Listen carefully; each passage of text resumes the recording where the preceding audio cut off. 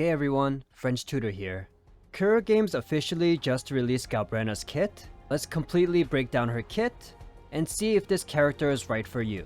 Alright, let's get started. Galbrena is going to be a 5-star fusion pistol user, and she's going to be a main DPS. She uses some heavy attack damage, but her main damage is going to be echo skill damage, so they should actually put that here, I think. For her basic kit, she has a 4-hit basic attack sequence. Now for the first time, we're actually going to split a character's damage. So basic 1, 2, 3 is considered heavy attack damage.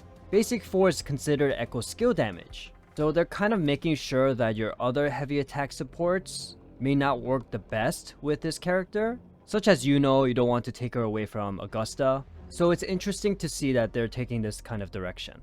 And then basic 4 can skip to basic attack 2. She has a 3-hit heavy attack sequence. And heavy 3 is considered echo skill damage. Heavy 1 can skip to basic 2, and heavy 2 or 3 can skip to basic 3. So it's nice that she has all these combo sequences, so you could be more flexible with your combos. She has 2 mid-air attacks. One looks like just a standard plunging attack, and for the other one, if you hold your normal attack, she's going to just continuously shoot bullets in mid-air. And then once you land, you can follow up with basic 3. For her resonance skill, it looks like she just dashes forward and leaps into the air, and flips backward when she hits a target, and it's considered heavy attack damage. And I want to talk about her intro skill real quick. If you hold down your normal attack, you can skip to heavy attack 2, and I think that's a nice touch. But if not, you can just press normal attack, just tap it, and then you can do basic 2. Galbrena also has her own special dodge, called Hellstride. So it says you have to press dodge while casting her own skills. It says it deals damage and it's considered basic attack damage, and it's not affected from any damage buffs. And the interesting thing here is that if you use this, it doesn't reset your attack cycles. So normally this means like if you do basic 1 and you do a dodge, you'll go into basic 2. Let's take a look at the 2.7 live stream to see some of her attacks. So this is going to be basic 1, 2, 3, and then that slide right there is her special dodge, and this is basic 4 like that. And her heavy attack sequence is going to look like this: 1, 2, and then 3. And then this is the resonance skill. She kind of hits the enemy and bounces back. And then as mentioned before, this is her mid-air heavy attack. You hold down, it can shoot in mid-air continuously like that, and that's her plunging attack. Now for her Forte Circuit, Galbrena's default state is called Threshold State, and she can gain stacks of Afterflame and Synflame.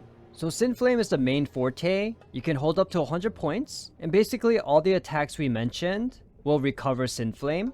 Afterflame is kind of like a bonus forte. She can hold up to 40 points. So every time a resonator on the team uses their echo skill, it's going to recover 8 points. So we need to use 5 echo skills to get full 40 points. So in order to cast 5 echo skills, you need someone like Cantarella, where some of her skills are considered casting echo skill. Basically, this makes her enhanced attack stronger, but I will explain more later. So what happens when you have full Synflame? You're going to unlock your enhanced resonance skill. Attacks enemies with her wings, and it's considered heavy attack damage. Once you use this, you're going to enter her enhanced state called Demon Hypostasis. This will also convert all your Synflame into a third forte called Purging Flame, and I'll explain what this is soon. So now what happens in Demon Hypostasis, your enhanced state? Basically all your attacks become enhanced. So yeah, your basic attack, your heavy attacks, they all get enhanced. Okay, and every time her enhanced attacks hit, it's going to consume Purging Flame, the third forte. But it doesn't say if it increases the damage or do anything.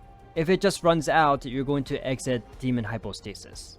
But let's go back into Afterflame, your bonus forte I mentioned before. It's basically going to increase your damage multiplier for your enhanced attacks. So each point of Afterflame is going to give you 1.5% damage. And this is up to 60% since we can hold up to 40 points, which is a lot. And for her Resonance Liberation, going to be a large AoE attack that hits continuously and is considered echo skill damage. If this was heavy attack damage, I feel like she would be balanced a little bit better. The important thing about this liberation is that for your enhanced attacks, you gain an 85% damage multiplier for them, for your enhanced attacks. So it's super important to use this before you use your enhanced attacks. And you could skip to your basic attack 2 or your enhanced basic attack 2.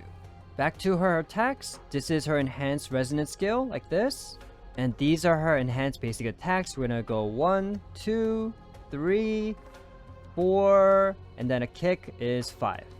And honestly, that's the biggest change to her enhanced attacks. I don't see a huge difference in her other enhanced attacks. And this is how her liberation looks like, and it's going to keep attacking continuously. Okay, let's look at some other bonus things from her kit. So let's just do a quick overview. For Burning Drive, casting certain attacks is going to increase her attack by 20% for 4 seconds, and it also increases her resistance to interruption. Her outro just deals fusion damage. She doesn't have any buffing mechanics. For her first inherent skill, she has something called Fated End, which inflicts on targets from these attacks. It can stack up to 4 times, and it amplifies the damage from her attacks by 5%, so you can have up to 20% more damage for these attacks. Inherent skill number 2, she's going to just recover stamina with certain attacks. So my initial thoughts, she's going to be competing with Encore and Changli as fusion main DPSs. Obviously she'll outdamage Encore because she's a limited event character, and Galbrena is going to be different from Changli because Changli is more of a burst damage DPS, and Galbrena is going to be more of a hyper carry and sustained damage. So it's kind of exciting to get this type of fusion resonator. I'm a little concerned about the damage split between heavy attack and echo skill damage. It doesn't seem like an Augusta situation where if you just give Augusta Mortifi, she'll be fine. I don't think Galbrena is going to do so much damage with Mortifi.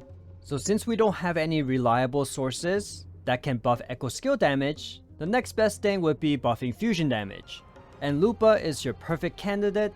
She buffs a lot of fusion damage and then gets rid of a lot of fusion resistance. So if you have Lupa, you're going to have a good time. Next up is Cantarella. So she's going to be really helpful for Galbrena's Afterflame, since Cantarella can cast up to 4 echo skills. Well, since we're going to be using Cantarella with Frolova, did you know that Frolova's enhanced heavy attack is also considered casting echo skill damage? You can probably use Frolova and Cantarella with her and do a lot of overall team damage.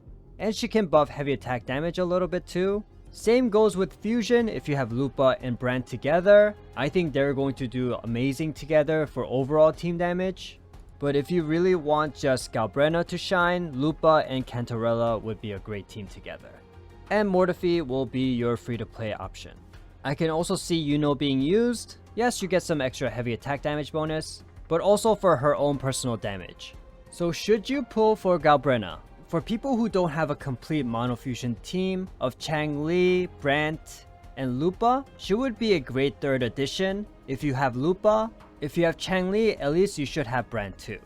Also, if you're on the market for another main DPS, because now we need 4 teams in the Tower of Adversity, this can be a great addition, but honestly she doesn't seem that free to play friendly though, since your only option is Mortifi, and heavy attack damage bonus is not the best. Anyone who just started this game, and let's say you just got Yuno from the last patch, I think those two can work temporarily. And then if not, you can always wait for Choyen. So that is all my advice to you. Okay, thank you so much for watching. If you liked the video, please make sure to like and subscribe.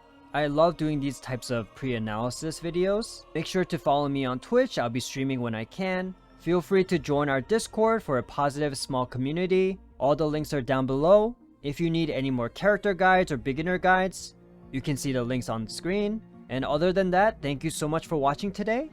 Take care now. Bye.